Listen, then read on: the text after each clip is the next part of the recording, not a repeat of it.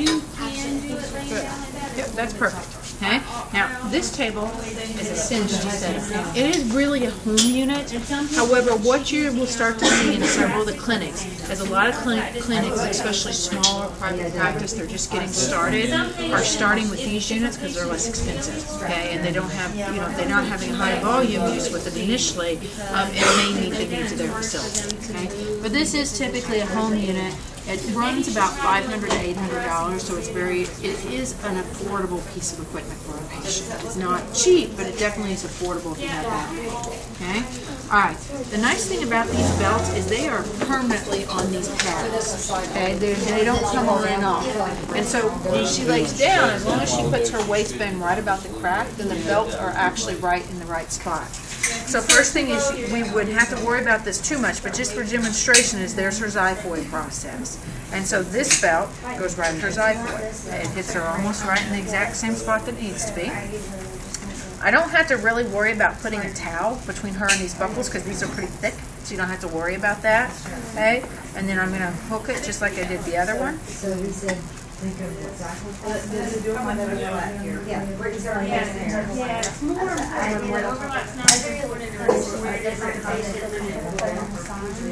I like doing it on the table and then you got to match your one. Usually when I'm doing it, I have a 2. And then this one's going to come around so it's right at her waist, right at her iliac crest. Okay? Now what I will tell you is this unit tends to pulls at the pelvis versus the other unit pulls from the iliac crest. And so some patients will actually like this one better because it pulls at the sternum and it seems to be a little bit more comfortable. Okay? Now this buckle's already broken, so nobody think that you're going to break it. I got to get a new buckle and I haven't done it, so there you go. Okay, so I'm going to come to the other side so I can tighten it. Now Gina, if you want to bend your legs, okay. Now for a patient at home, it may be difficult for them to get their legs on and off the stool. Okay, now we can do this one prone. We probably won't get to it today, but it's going to be difficult for her to get on and off of the stool. So I may just tell her to bend her legs. If she has somebody at home, they could easily put a ball under her knees. They could put a coffee, they could maneuver something. But remember, we don't want her to be doing too much because she has back pain. And so you want to be careful to tell her, okay, go to the kitchen, carry a table, carry a chair in there, and then lay down, and now try to scoot the table as you put your legs in front. It may defeat the purpose of it. Okay? All right. So then what I'm going to do is I'm going to tighten these belts here.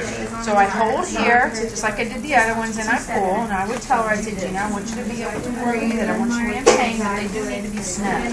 Almost like, and women don't do this anymore, but almost like you're going to have a girdle.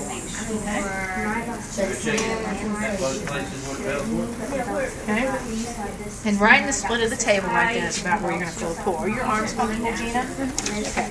Now, this is when you read in your book about pneumatic traction. This is pneumatic traction.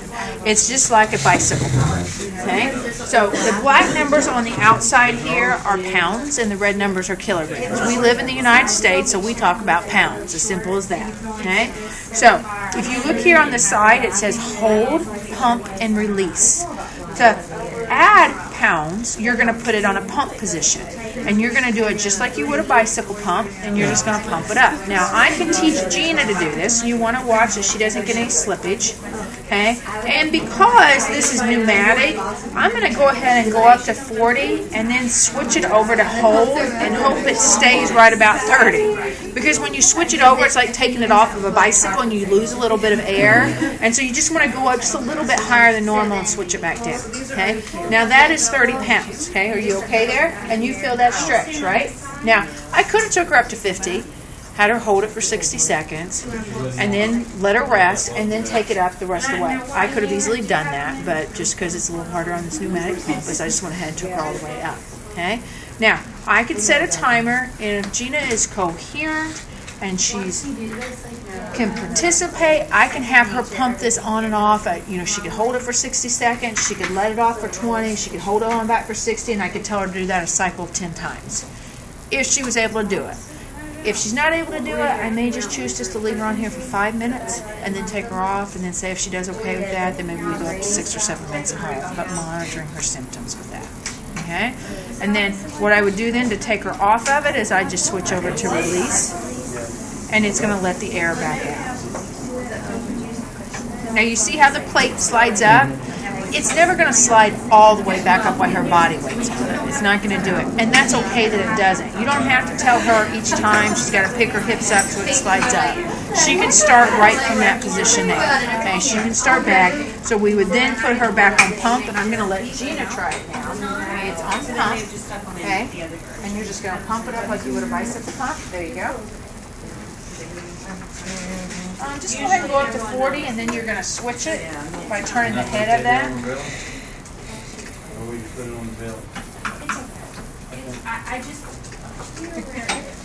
There you go. You're almost there. You get a good arm workout too. Good abdominal contraction while you're doing this. Okay, and then turn it. No, wrong way. There you go. That's holding it. You couldn't see it. Okay, and then she would hold that then again for her 60 seconds or however long you wanted to hold it. If it was a disc or if it was joint, you'd hold it for 15 to 20. I think for a patient to do this for such a short hold and such a short on and off would be very cumbersome. Like I think a 60 hold is good. I think once you get anything below a 60, it wouldn't be very good. Okay, it would be too hard on the patient. Okay, and then she let it off.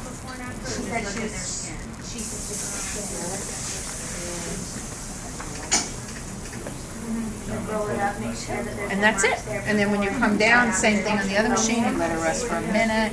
You just tell her to unloosen the belts.